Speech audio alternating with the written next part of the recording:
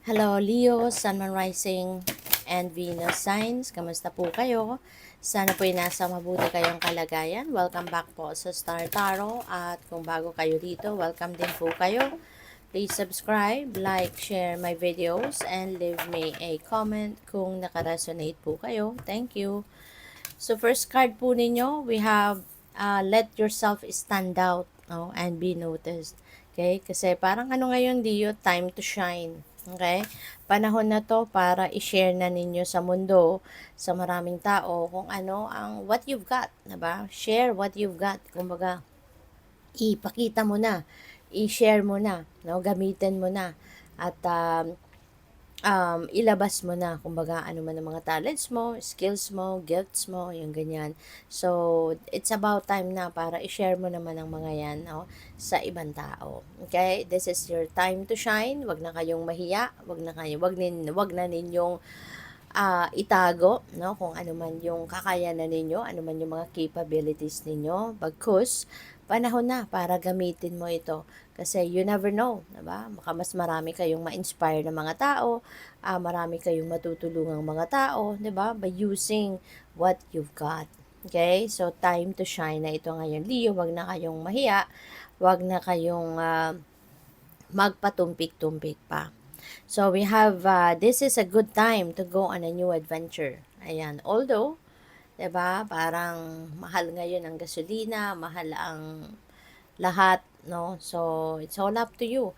Baka kasi, ang iba sa inyo talagang, alam mo yun, nasa bucket list naman ninyo yan. Maaring you already also have the budget. Maaring napagplanuhan nyo na yan.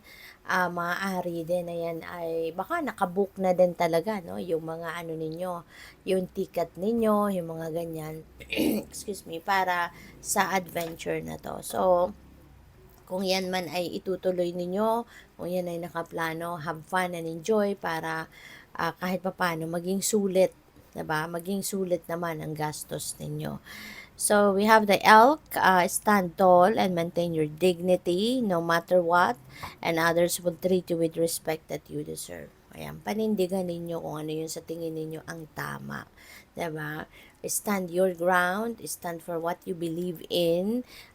Wag ninyong hayaan ano, na ibaba ninyo ang inyong standards to please other people. Kasi hindi kayo niyan, hindi kayo maaano, hindi rin naman ninyo yan mababago din, no? Yung takbo ng isip ng mga taong ito. Kasi minsan, kahit ibaba mo yung standard mo, kahit mas, kumbaga, yung susunod ka sa gusto ng kung sino man, minsan hindi rin nila na-appreciate pa yun eh. Kulang pa yun eh. Kulang pa rin sa kanya. It's never enough, lalo-lalo na doon sa mga taong ano, sa mga taong mahirap i-please, no? Na kahit anong gawin mo, pakainin mo man siya sa palad mo o whatever, hindi ka pa rin nila maa-appreciate. Kaya why would you try, 'di ba? Wag mo nang ibaba yung sarili mo para sa kanya or para sa kanila. Kasi hindi mo rin naman alam kung maa-appreciate ka din, 'di ba? Kaya sayang lang ng effort mo. Kaya stand tall, no? Maintain your dignity. Kahit ano man ang mangyari, 'di ba? Sundin mo kung ano yung makakabuti para sa iyo. Sundin mo kung ano yung sa tingin mo ang yung tama, no? Yung tama para sa iyo. At 'wag mo nang isipin yung mga tao na ganito na maaring minamaliit ka lang, yung mga taong alam mo yun, sinusubukan ka lang kung hanggang saan ang ano mo, hanggang saan ka, 'di ba? Susunod or magbabaw sa kanila, no? Wag mo nang pansinin ng mga 'yan. No, mas makinig ka sa sarili mo. Okay? Kasi yung mga ganong klaseng tao, they're just going to leave you hanging, no? Kahit ano man ang kung meron mang hindi magandang kalagyan kayo sa buhay, 'di ba? Maaaring kayo din ay tatalikuran lang ng mga ganyang klaseng tao. Kaya maintain your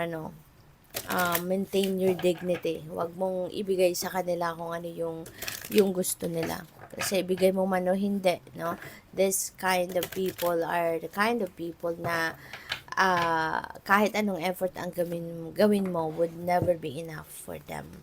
So we have oneness, look for the common humanity, invoke Lemurian light. Ayan. So feeling ko dito, feeling ko dito you will be in sync with the universe. You will be in one with the universe. Yung bang kung ano yung gusto niyang mangyari, no, doon ka.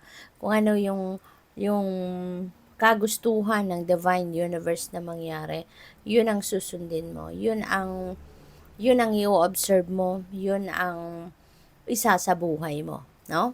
So, what else? We have open to abundance, believe you deserve, accept plenty, and prosperity. So, time for abundance and prosperity ngayon sa buhay mo, Leo. And feeling ko hindi lang ito prosperity and abundance in money. No, there are a lot of different things na po pwedeng ibigay sa'yo. This could be the abundance of the universe, na maaaring ibigay sa'yo, i-bless sa'yo ng universe, hindi lang pera, But yes, no, there could be a lot of money coming your way as well.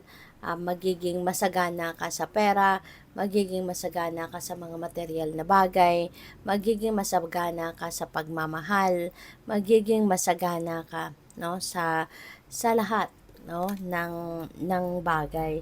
So yun ang napipick up ko dito. Kaya magtiwala ka, no? Isipin mo, magtiwala ka sa puso mo, sa isip mo na ito ay deserve mo, no?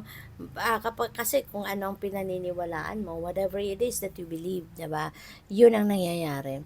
Kaya samahan mo na 'to ng tiwala, no? Na 'yan ay ipagkakaloob sa iyo ng universe kasi deserve mo 'yan. Entitled ka para diyan. We have cosmic diamond, spread hope and joy, illuminate the world, no? So this could be your mission in life. Sa ngayon, ito yung inyong mission. So kung hindi nyo pa alam kung ano yung mission nyo, ano yung purpose ninyo, maaaring ito ay mag-resonate sa inyo, no? Na kasi po pwede ng iba sa inyo ito na talaga yung ginagawa ninyo lately, 'di ba? You are spreading hope and joy. Maybe ikaw yung nagiging sandalan ng mga tao lately when they need advice, when they need someone na magpapalakas ng loob nila, nag-encourage sa kanila. Maybe ginagawa mo na 'yan, no? Maybe ginagawa mo na 'yan and you're helping people, no? Para na maging mas maayos din ang mga buhay nila, ma-enlighten din sila, magkaroon sila ng clarity, yung mga ganyan. So maybe you are helping people already, no, around you na makuha nila yung mga ganong klase. Kaya maaring sinasabuhay mo na yung inyong mission. No, yun na napipick up ko dito for some of you. So good luck. Thank you for watching. Love and light. Namaste.